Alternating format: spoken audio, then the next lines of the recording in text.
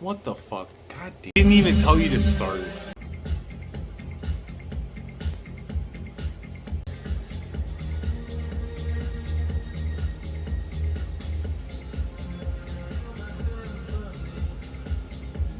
Say start. I didn't even attempt to say start. Oh, this is gonna be a good one. It's always worse than I fucking thought.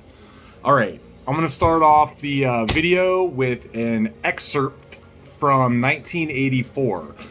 Throughout recorded time and probably since the end of the Neolithic Age, there have been three kinds of people in the world: the high, the middle, and the low. They have been subdivided in many ways. They have borne countless different names, and their relative numbers, as well as their attitude towards one another, have varied from age to age, but the essential structure of society is never altered. Even after enormous upheavals and seemingly irrevocable changes, the same pattern has always reasserted itself, just as a gyroscope will always return to equilibrium.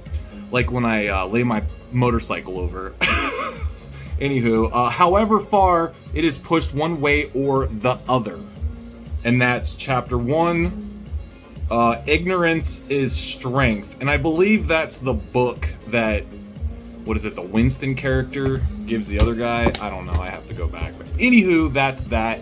And I have another quote I would like to read, and it's a Joseph Campbell quote. "You see, consciousness thinks it's running the shop, but it's a secondary organ of the total human being, and it must not put itself in control. It must submit and serve the humanity of the body. When it does put itself in control, you get a man like Darth Vader in Star Wars. The man goes over to the consciously intentional side. If the person insists on a certain program and he doesn't listen to the demands of his own heart, he's going to risk a schizophrenic crack-up. Such a person has put himself off-center. He has aligned himself with a program for life, and it's not the one the body's interested in at all. The world is full of people who have stopped listening to themselves or have listened only to their neighbors to learn what they ought to do, how they ought to behave, and what the values are they should be living for." That's Joseph Campbell. In this video, I'd like to give a shout out to the fired Space Force commander, Lieutenant Colonel Matthew Lohmeyer. And he's been really exposing critical race theory. And in his interview with Tucker Carlson, he brought up this word called equity. And in the last few videos that I have done, where did that word pop up? Well, I'll remind you, it was in the curriculum vitae of the Squishy Robotics CEO, Alice Agagino. And in her areas of research, the last thing is gender/ethnic equity in engineering and technology. You know, there's that equity word again. You know, I just wanted to bring that up so you guys could cogitate on that a bit. Alright, what else do we have? Okay, this video I'd like to get into a little bit more of BlueForce development and its CEO. His name is Michael Helfrich. That's the guy who owns BlueForce Technology. And I wanted to kind of point out how the technology to manage any crisis, there's this company called Zebra, and it partners with BlueForce for COVID-19 response. So I need to do a little bit more research into Zebra, but basically the generals of Zebra would be Zebra's making the devices that these operatives can use to track and trace, contact trace, basically, put in any they're basically trying to Google the entire world IRL in real life. Instead of like Googling the digital world, they're trying to create like a Pokemon Go thing for operatives, where the government will just give you orders, or shadowy organization will just give you orders on this device, and you'll basically be synthesized with this device, and that's what, that'll be your god, I guess. I don't freaking know. But there's this article I found, I'm pretty sure this is like a BlueForce development newsletter or something.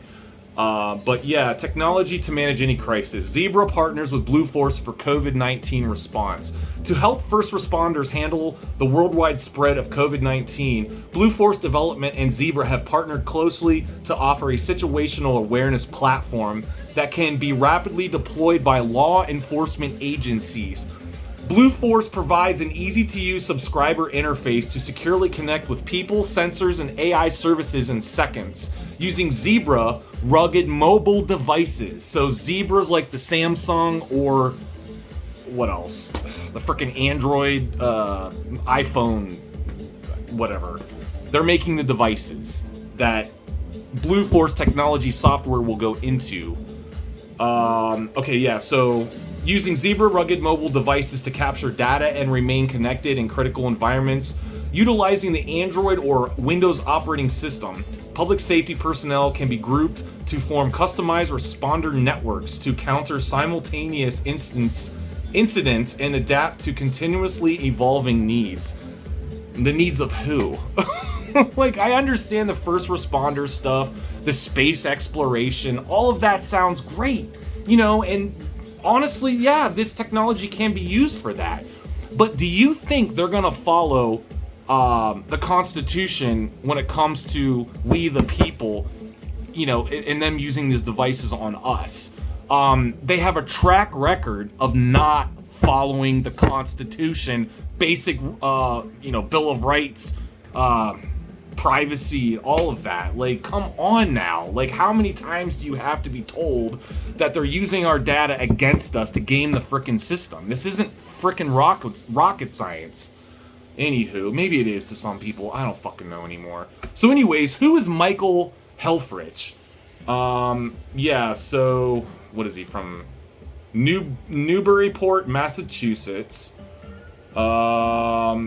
You can find his LinkedIn online, and that's what I'm reading from right now. And you know, I don't, without subscribing to LinkedIn, basically what stuck out to me as far as this guy's LinkedIn profile was the organizations he's a part of, which he has been part of since January 2009 until present, FBI InfraGard. So what is InfraGard? I mean, that's come up a few times, right? What is it? I forget. So I'm gonna go search it and find out, and I'm gonna share it with you guys. InfraGard is a non-profit organization serving as a public-private partnership between U.S. businesses and the Federal Bureau of Investigation, the FBI. The organization is an information sharing and analysis effort serving the interests and combining the knowledge base of a wide range of private sector and government members. InfraGard is an association of individuals that facilitates information sharing and intelligence between businesses, academic institutions as well, state and local law enforcement agencies, and other participants dedicated to prevent hostile acts against the United States, like what, Al-Qaeda or something? I mean, give me a break. Like, what are these hostile outside forces that we need to completely spy on the American people extrajudicially and use all our information against us to like game the system? It's just incredible. InfraGard's mutual non-disclosure agreements, NDAs, among its members, individuals, and the FBI promotes trusted discussions of vulnerabilities and solutions that companies and individuals may be hesitant to place in the public domain and provide access to additional threat information from the FBI. So, I mean, basically their Wikipedia page is explaining how they do all this outside of the courts. You know, how they can get away with... there was a video that Robert Barnes and Viva did the other day that was explaining how they hide these informants within the... people they're trying to go after, and there's ways that they can work around having to give up the informant's identification, and you just have to check out that video, Robert Barnes Viva. I can't remember the name of the video, but anyways, yeah, that's interesting. So InfraGard is all about that. And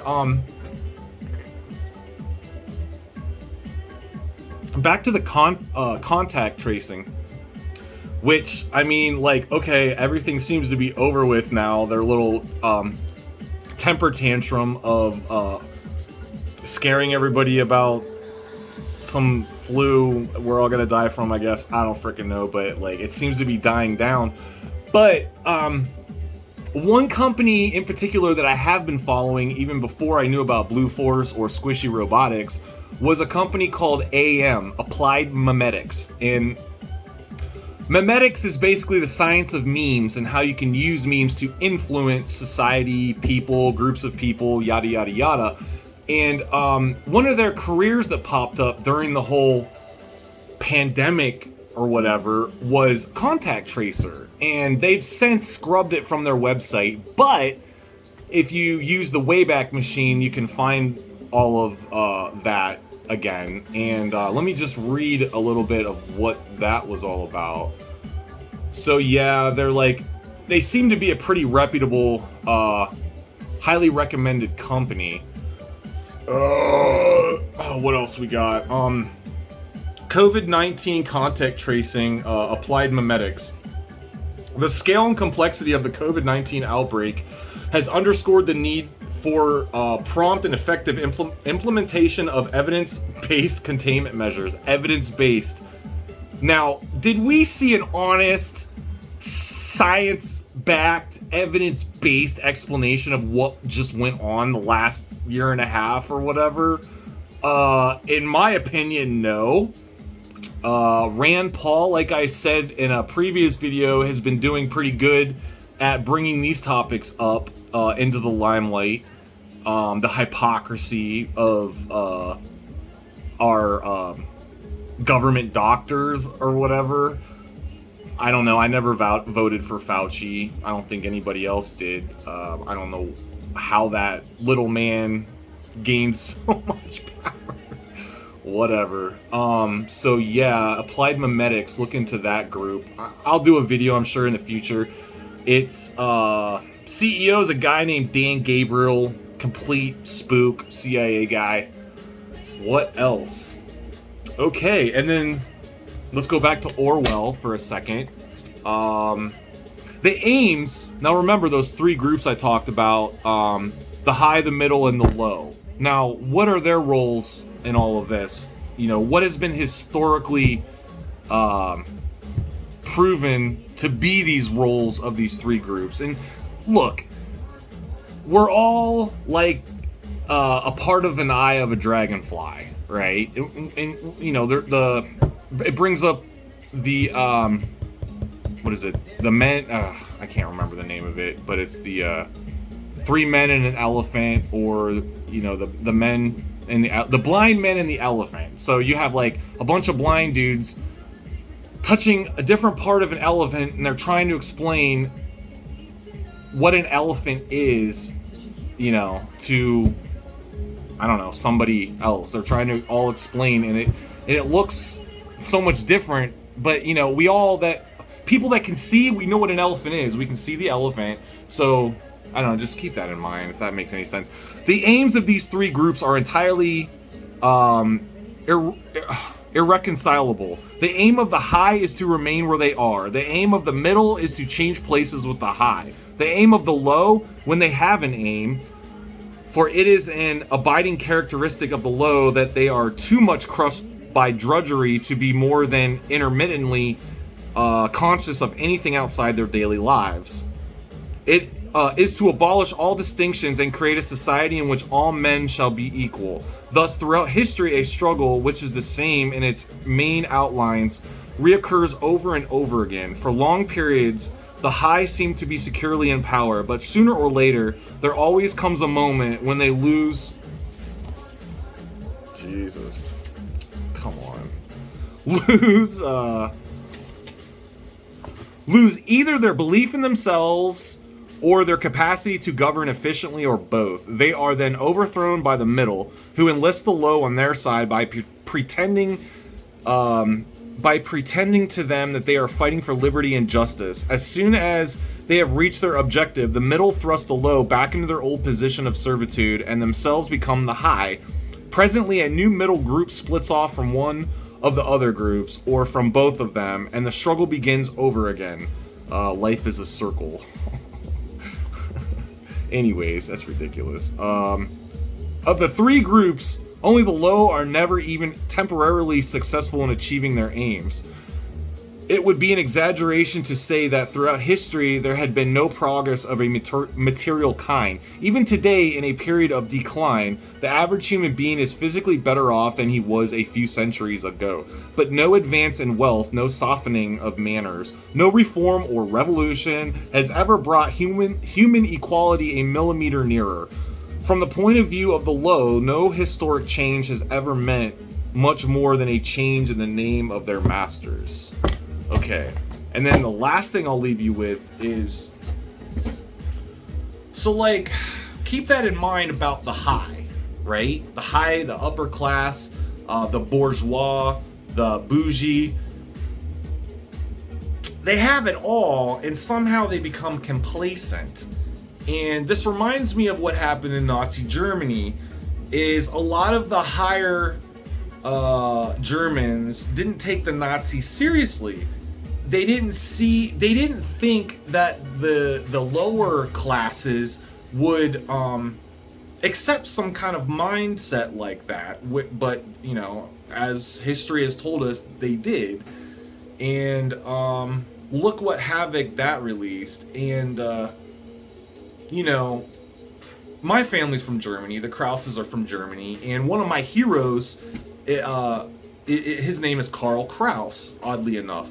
And there were other Krauses, you know, of higher German status that didn't take the Nazis seriously. They thought they were buffoons, and they didn't create...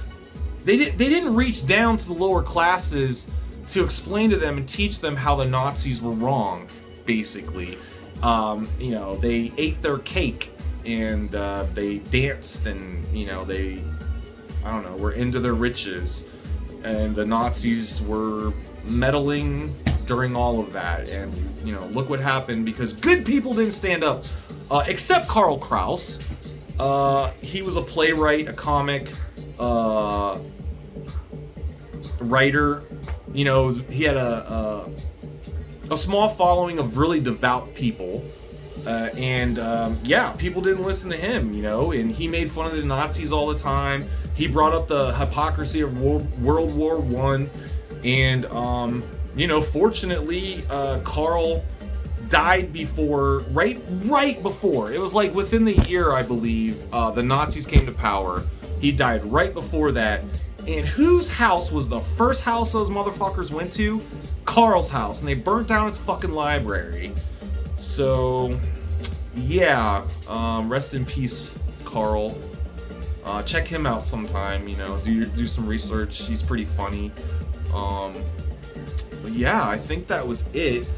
The coffee of tonight was some organic Wicked Joe's. But I hope I made sense. And yeah, I'm not acting like I know it all at all. I'm just trying to, you know, help the Brutas in their education and their learning, and I'm choosing the things that help me through my life, and I hope it helps somebody else, and, you know, can guide them to other things that they needed to hear that they might not be hearing now. You know, it's everybody's on their own journey. Like I said, a dragonfly eye has a bunch of little eyes, and we are, you know, each of those little eyes all looking at the same time, right? So, later, fuckers!